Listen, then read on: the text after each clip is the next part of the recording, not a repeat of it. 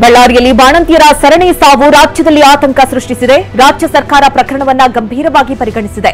CM Siddaramaiah ನೇತೃತ್ವದಲ್ಲಿ ನಡೆದ ಸಚಿವ ಸಂಪುಟ ಸಭೆಯಲ್ಲಿ ಬಾಣಂತಿಯರ ಸಾವಿನ ಬಗ್ಗೆ ಚರ್ಚೆ ನಡೆಯಿತು. ಯಾರು ತಪ್ಪು ಮಾಡಿದ್ರು ಮುಲಾಜಿಲ್ಲದೆ ಕ್ರಮ ಕೈಗೊಳ್ಳಿ, ನನ್ನ ಸರ್ಕಾರದಲ್ಲಿ ಇಂತಹ ಘಟನೆಗಳಿಗೆ ಅವಕಾಶ ಇಲ್ಲ ಅಂತ ಸಿಎಂ ಖಡಕ್ ಸೂಚನೆ ಕೊಟ್ಟಿದ್ದಾರೆ ಎನ್ನಲಾಗಿದೆ. ಸಿಎಂ ಹೀಗೆ ಖಡಕ್ ಸೂಚನೆ ಕೊಟ್ಟಿರುವಾಗಲೇ ಅತ್ತ ಬಿಜೆಪಿ ಇದೇ ಪ್ರಕರಣವನ್ನು ಅಸ್ತ್ರವಾಗಿ ಕೈಗೆತ್ತಿಕೊಂಡಿದೆ. ಬಿಜೆಪಿ ಪರಿಷತ್ ವಿಪಕ್ಷ ನಾಯಕ ಛಲವಾದಿ ನಾರಾಯಣಸ್ವಾಮಿ, ಶಾಸಕ ಸಿಕೆ ರಾಮಮೂರ್ತಿ ಬಾಣಂತಿಯರ ಸರಣಿ ಸಾವಿನ ಬಗ್ಗೆ ಲೋಕಾಯುಕ್ತಕ್ಕೆ ದೂರು ಕೊಟ್ಟಿದ್ದಾರೆ.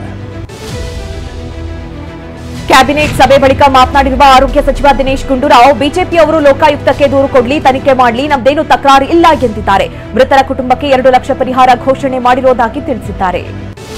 ಬಾಣಂತಿಯರ ಸರಣಿ ಸಾವಿನ ಬಗ್ಗೆ ಪ್ರತಿಕ್ರಿಯೆ ನೀಡಿದಂತ ಸಿಎಂ ಸಿದ್ದರಾಮಯ್ಯ, ಪ್ರಕರಣದ ತನಿಖೆ ನಡೀತಿದೆ, ಡ್ರಗ್ಸ್ ಕಂಟ್ರೋಲರ್ ಸಸ್ಪೆಂಡ್ ಮಾಡಿದ್ದೇವೆ, ಯಾವ ಕಾರಣಕ್ಕೆ ಸಾವಾಗಿದೆ ಅನ್ನೋದರ ಬಗ್ಗೆ ತನಿಖೆ ನಡೀತಿದೆ, ವರದಿ ಬಂದ ಬಳಿಕ ಮುಂದಿನ ಕ್ರಮ ಅಂತ ಹೇಳಿದರು.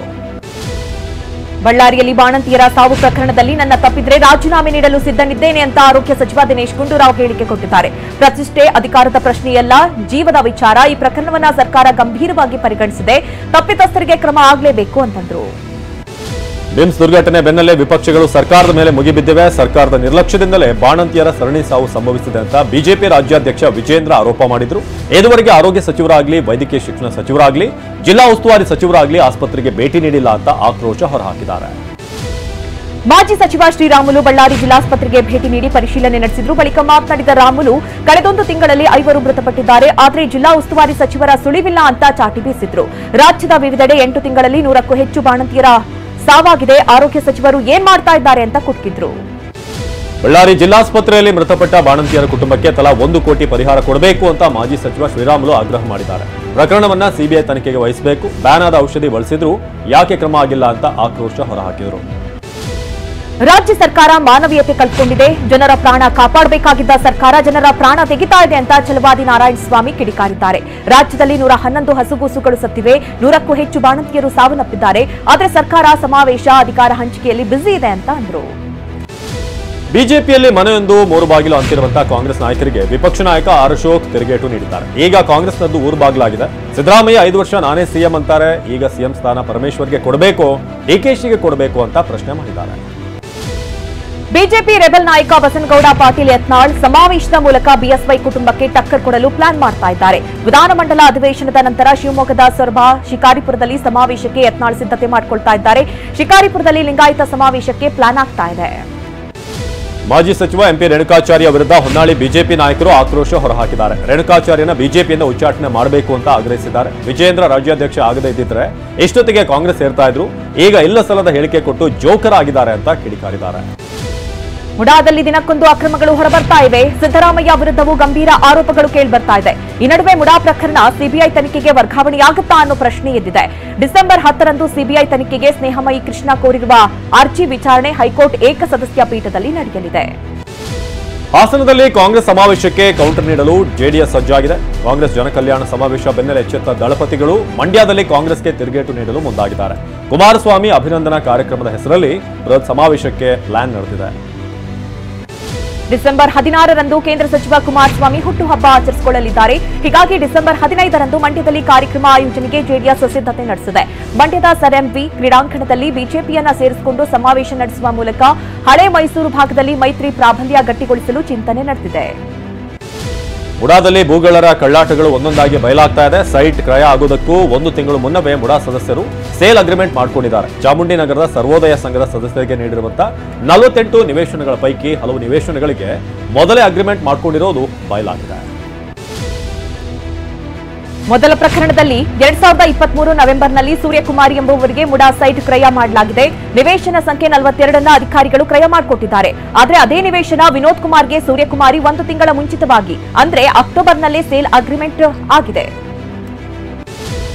2ನೇ ಹಗರಣ ಎ ಫ್ರಾನ್ಸಿಸ್ ಅನ್ನೋರಿಗೆ ಸಂಬಂಧಪಟ್ಟಿದ್ದು. ಕಳೆದ ವರ್ಷ ಡಿಸೆಂಬರ್ನಲ್ಲಿ ಮುಡಾ ನಿವೇಶನವನ್ನ ಎ ಫ್ರಾನ್ಸಿಸ್ಗೆ ಕ್ರಯ ಮಾಡಲಾಗಿದೆ. ನಿವೇಶನ ಸಂಖ್ಯೆ 128ನ್ನ ಅಧಿಕಾರಿಗಳು ಕ್ರಯ ಮಾಡಿಕೊಟ್ಟಿದ್ದಾರೆ. ಆದರೆ ಡಿಸೆಂಬರ್ನಲ್ಲೇ 14 ದಿನ ಮುಂಚಿತವಾಗಿ ಮಂಜುನಾಥ್ ಎನ್ನುವರಿಗೆ ಸೇಲ್ ಅಗ್ರಿಮೆಂಟ್ ಆಗಿದೆ. ರೈತರಿಗೆ ಭೂಸ್ವಾಧೀನದ ಹಣ ನೀಡದ್ದಕ್ಕೆ ಮೈಸೂರು ಮಹಾನಗರ ಪಾಲಿಕೆ ಪ್ರಧಾನ ಕಚೇರಿಯ ಪೀಠೋಪಕರಣ ಜಪ್ತಿ ಮಾಡಲಾಗಿದೆ. 1996ರಲ್ಲಿ 13 ರೈತರಿಗೆ ಸೇರಿದ 45 ಎಕರೆ ಜಮೀನು ವಶಪಡಿಸಿಕೊಳ್ಳಲಾಗಿತ್ತು. ಮೇಘಲಾಪುರದ ಕುಡಿಯುವ ನೀರಿನ ಯೋಜನೆಗಾಗಿ ಜಮೀನನ್ನ ಪಡೆದಿದ್ರು. ಆದರೆ ಹೆಚ್ಚುವರಿ ಪರಿಹಾರ ನೀಡದ್ದಕ್ಕೆ ಕೋರ್ಟ್ ಪೀಠೋಪಕರಣ ಜಪ್ತಿಗೆ ಸೂಚನೆ ನೀಡಿತ್ತು. ಬೆಸ್ಕಾಂ ಸೇರಿದಂತೆ ರಾಜ್ಯದ ಎಲ್ಲಾ ಎಸ್ಕಾಂಗಳಿಗೆ ವಿದ್ಯುತ್ ದರ ಏರಿಕೆಗೆ ಪ್ಲಾನ್ ಮಾಡಲಾಗಿದೆ. ಮುಂದಿನ 3 ವರ್ಷಗಳಿಗೆ ಅನುಗುಣ ಆಗುವಂತೆ ಪ್ರತಿ ಯೂನಿಟ್ ದರ ಏರಿಕೆಗೆ ಮುಂದಾಗಿದೆ. 2025-26ರಲ್ಲಿ ಪ್ರತಿ ಯೂನಿಟ್ಗೆ 67 ಪೈಸೆ, 2026-27ರಲ್ಲಿ ಪ್ರತಿ ಯೂನಿಟ್ಗೆ 75 ಪೈಸೆ ಹಾಗೂ 2027-28ರಲ್ಲಿ 91 ಪೈಸೆ ದರ ಏರಿಕೆಗೆ ಪ್ರಸ್ತಾವನೆ ಸಲ್ಲಿಸಿದೆ. ದರ ಏರಿಕೆ ಪ್ರಸ್ತಾವನೆ ಸಲ್ಲಿಸಲು ನವೆಂಬರ್ 30 ಕೊನೆ ದಿನವಾಗಿತ್ತು.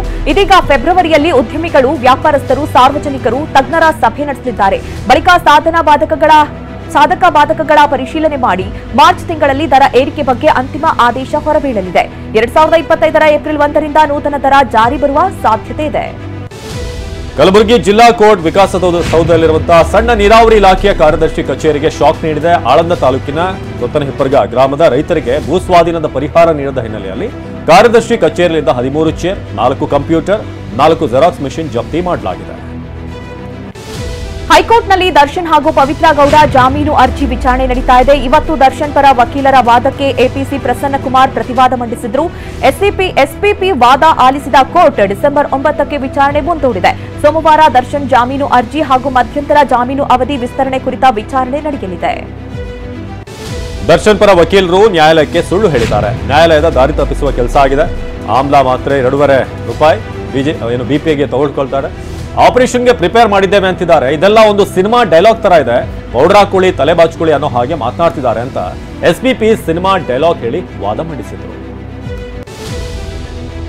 ಬೆಂಗಳೂರಿನ ವೈಟ್ಫೀಲ್ಡ್ನಲ್ಲಿ ಮನೆ ಜಾಗದ ವಿಚಾರಕ್ಕೆ ಗಲಾಟೆ ನಡೆದಿದೆ. ಕಿಡಿಗೇಡಿಗಳು ಜೆಸಿಬಿಯಿಂದ ಗೋಡೆ ಧ್ವಂಸ ಮಾಡಿ ಪುಡಿ ರೌಡಿಗಳು ಮನೆಯ ಮಾಲೀಕರನ್ನ ಹಿಗ್ಗಾಮುಗ್ಗಾ ಥಳಿಸಿದ್ದಾರೆ. ಏಕಾಏಕಿ ಮನೆಗೆ ನುಗ್ಗಿದ ಗೋಪಾಲ್ ಜವಾಹರ್ ಅಂಡ್ 50ಕ್ಕೂ ಹೆಚ್ಚು ಪುಂಡರು ಮಾಲೀಕ ವಿಶಾಲ್ ಬಾಳಿಗ ಮನೆ ಮೇಲೆ ದಾಳಿ ಮಾಡಿದ್ದಾರೆ. ಆಂಧ್ರ ಪ್ರದೇಶದ ಕಾರ್ನಲ್ಲಿ ಗೋವಾಕ್ಕೆ ತೆರಳುತ್ತಿದ್ದಂತಹ ಫ್ರೆಂಡ್ಸ್ ಗೂಗಲ್ ಮ್ಯಾಪ್ ನಂಬಿ ಎಡವಟ್ಟು ಮಾಡ್ಕೊಂಡಿದ್ದಾರೆ. ಗೂಗಲ್ ಮ್ಯಾಪ್ ತೋರಿಸಿದಂತಹ ದಾರಿಯಲ್ಲಿ ಬಂದು ಬೆಳಗಾವಿ ಜಿಲ್ಲೆಯ ಖಾನಾಪುರ ತಾಲೂಕಿನ ಮಾಡಿಗುಂಜಿ ಬಳಿ ಕಾಡಿನಲ್ಲಿ ಕಾರು ದಾರಿ ತಪ್ಪಿತು. ನಂತರ ಮಧ್ಯರಾತ್ರಿ ದಾರಿ ತಪ್ಪಿದಂತಹ ಪ್ರಯಾಣಿಕರು 10 ಕಿಲೋಮೀಟರ್ ಕಾಡಿನಲ್ಲಿ ಪ್ರಯಾಣ ಮಾಡಿದ್ರು. ಕೊನೆಗೆ ಪೊಲೀಸರು ಅವ್ರನ್ನ ರಕ್ಷಣೆ ಮಾಡಿದ್ದಾರೆ. ರಾಜ್ಯಸಭೆ ಸದಸ್ಯರ ಕುರ್ಚಿಯಲ್ಲಿ ನೋಟುಗಳು ಪತ್ತೆಯಾಗಿರುವುದು ಆರೋಪ ಕೇಳಿಬಂದಿದೆ.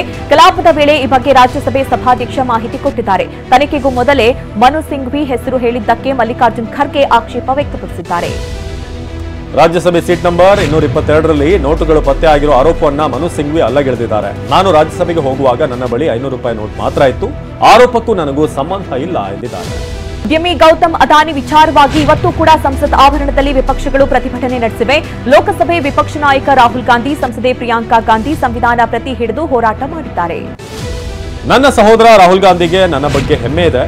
ಸಂಸದೆ ಪ್ರಿಯಾಂಕಾ ಗಾಂಧಿ ಮಾತನ್ನ ಹೇಳಿದ್ದಾರೆ. ರಾಹುಲ್ಗೆ ದೇಶಕ್ಕಿಂತ ಯಾವುದು ಮುಖ್ಯವಲ್ಲ. ದೇಶದ ಐಕ್ಯತೆಗಾಗಿ ಕನ್ಯಾಕುಮಾರಿಯಿಂದ ಕಾಶ್ಮೀರದವರೆಗೆ 4000 ಕಿಲೋಮೀಟರ್ ನಡೆದಿದ್ದಾರೆ ಅಂತ ಹೇಳಿದರು. ಭಾರತ ಮತ್ತು ಆಸ್ಟ್ರೇಲಿಯಾ ನಡುವಿನ 2ನೇ ಟೆಸ್ಟ್ ಪಂದ್ಯದಲ್ಲಿ ಭಾರತ ತಂಡಕ್ಕೆ ಆರಂಭಿಕ ಆಘಾತ ಎದುರಾಗಿದೆ. ಜೈಸ್ವಾಲ್ ಶೂನ್ಯಕ್ಕೆ ಔಟ್ ಆದರೆ ರಾಹುಲ್ಗೆ 2 ಜೀವದಾನ ಸಿಕ್ಕಿ ಕೂಡ 37 ರನ್ ಗಳಿಸಿ ಪೆವಿಲಿಯನ್ ಸೇರಿದ್ದಾರೆ. ವಿಜಯ್ ದೇವರಕೊಂಡ ಜೊತೆ ಓಡಾಡ್ತಿರುವಂತಹ ರಶ್ಮಿಕಾ ಮಂದಣ್ಣ ಈಗ ದೇವರಕೊಂಡ ಫ್ಯಾಮಿಲಿ ಜೊತೆಗೆ ಹೆಚ್ಚು ಟೈಮ್ ಸ್ಪೆಂಡ್ ಮಾಡ್ತಿದ್ದಾರೆ. ನಿನ್ನೆ ದೇವರಕೊಂಡ ಫ್ಯಾಮಿಲಿ ಜೊತೆ ಹೈದರಾಬಾದ್ನಲ್ಲಿ ಪುಷ್ಪಾ 2 ಸಿನಿಮಾ ವೀಕ್ಷಿಸಿದ್ದಾರೆ.